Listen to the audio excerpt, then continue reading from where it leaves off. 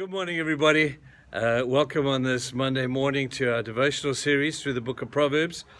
We've been looking at the subject of anger, and I didn't realize that there was so much to say. So you're going to have to give me just one more week to be able to wrap this thing up.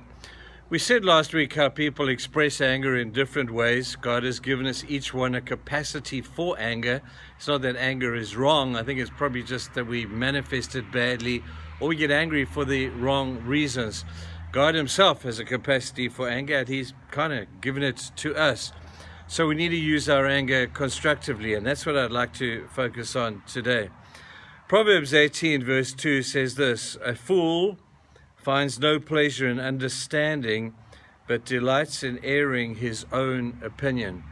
Over the course of this last week, we've been looking at different expressions of anger. We've looked at people who implode because of anger. They internalize it and they die from within. We've looked at people who explode with anger and they destroy the people who are around them.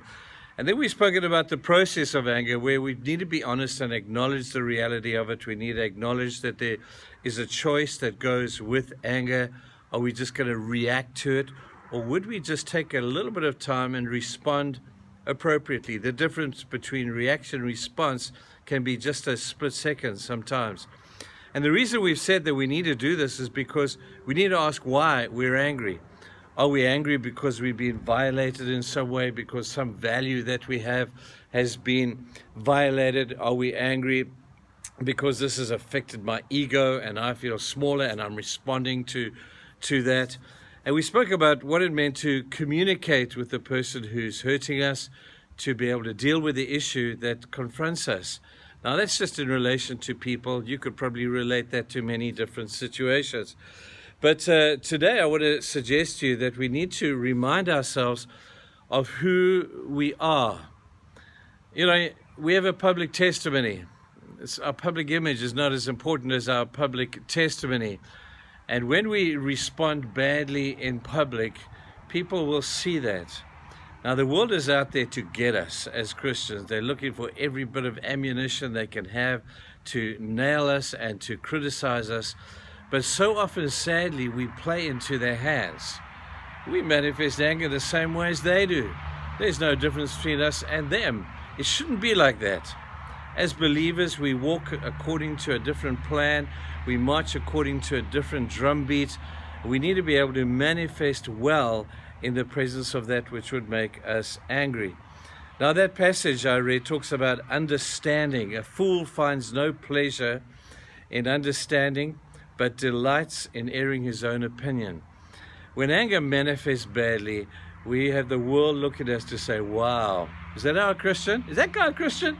Look how he behaves. Just the slightest provocation and he flies off the handle. People, that's a very poor criticism for us as Christians. And I have to tell you, and I say this with all the kindness that I can, but I have heard horror stories of the bad behavior of Christians out there. And I've had people come to me and say, "Hey, Trevor, I believe that guy comes to your church. You know what I saw him doing today? He had this meltdown and I'm so tired of hearing those stories." Believers, we should not be manifesting anger like that. The Spirit of God within us should be enabling us to give a godly response. The world is watching us, and our public testimony is at stake. Remember, your public testimony is not just about you. You represent Jesus.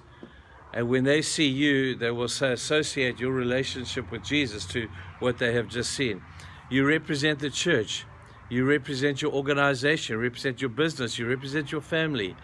And when we do badly in the area of anger management, they will nail you.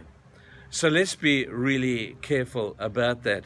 I know you've probably heard the story, but it's a great story of Alexander the Great, who one day was sitting and he had sitting on his throne or whatever, and they dragged before him a young man who was a deserter in the face of the enemy. And they threw this young man in front of Alexander the Great and told him what this young man had done. He had deserted in the face of the enemy. And Alexander said to the young man, he said, "Young man, what is your name?" And the kid said, "Sir, my name is Alexander."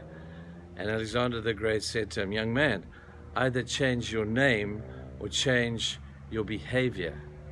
Guys, would that not be a word for us as Christians today? If we're going to name the name of Christ, if one day we're going to be in church worshiping God and doing all that, we better make sure, and this is a choice that you make, you can't ask God to help you with this, you've got to do it. We've got to manifest in the face of anger a better response.